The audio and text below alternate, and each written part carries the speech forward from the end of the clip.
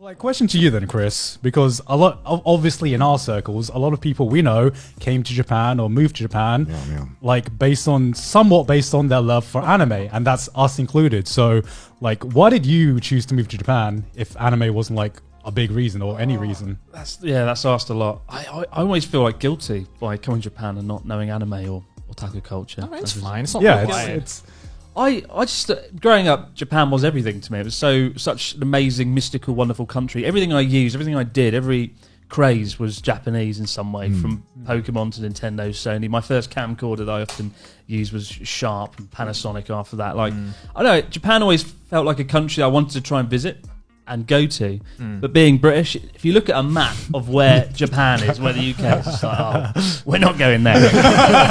It's so far. Like to North American viewers, though, obviously, it's still pretty damn far. If you look at the map, it's like, oh, it's not that far. It's some water. Yeah. But Japan's so damn far.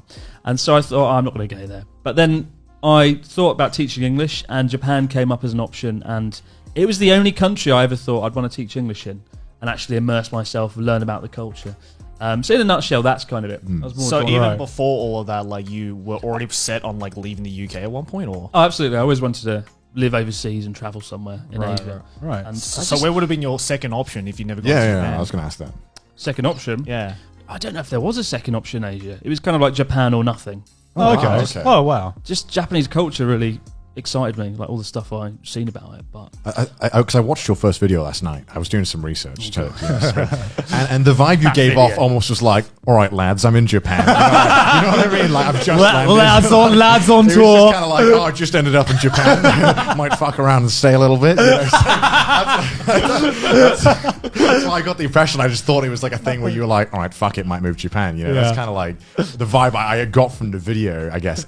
But obviously, hearing that, I'm like kind of shocked. But then I could also see a British person not wanting to seem like obsessed with something because that's uncool in British culture. Yeah. no, it's not that. I mean, the trouble is, like, most people come to Japan are interested in the anime and stuff. Yeah, and I remember doing a Japanese class at university on the side. And I was like the only one in that class that didn't really watch anime. I was like, oh god, wait. I'm learning Japanese and I'm the only one who doesn't watch anime. I was the only one in the room, and I was like, oh god, am I going to work? Is this going to work? Like, do you need to know anime to live in Japan? You need to be into that sort of part of the culture. But no, I think I was just drawn to like how the culture is very different. One of the things I studied was cultural discourse, which is so boring that I never talk about it. And I was really into cultural discourse and language, and Japan kept coming up in the studies, and that was actually one reason. Well, I never talk about that just because it's so boring. That's what the podcast is for. This is I never heard of social discourse. So what does that entail? Like, well, just like how everything in the culture is just so different, the way people communicate, right? So indirectly. There's such a different mindset in Japan that is so incomprehensibly different to most other countries. And I started learning about that, and I really wanted to kind of immerse myself in that. Yeah, I mean, I think that's definitely true, especially having moved here and lived here for a little bit. We discussed that like a bit on like our last podcast where we discussed Japan.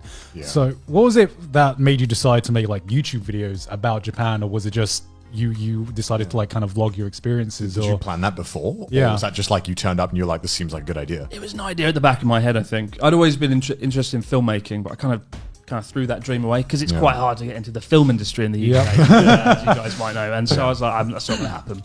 But then I got here and I was like, I might make a YouTube channel. And actually, before I got to Japan, there wasn't many YouTubers in Japan. And I was like, I'm really excited. What's Japan like? I went on YouTube and there wasn't a whole lot going on. No offense to the YouTubers in Japan pre-2012. But it wasn't much. And I was like, okay, maybe I can fill that void and take my hobby of filmmaking and my dream that I've forgotten and actually kind of use that and do something with it.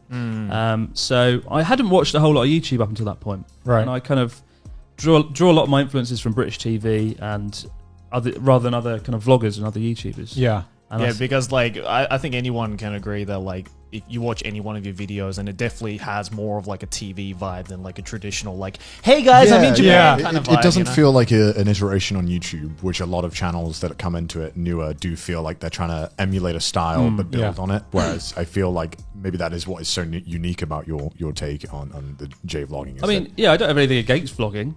No. But for me, the thing that excited me was the idea of making like a crappy, low-budget TV show rather Yeah. than like a vlog about Japan. Yeah, it That's seems kind of like my guiding star. I guess. It gave off the impression of like a BBC, not a BBC show, but like a short you'd seen like on a show or like a news broadcast about Japan or about a different culture. And Yeah.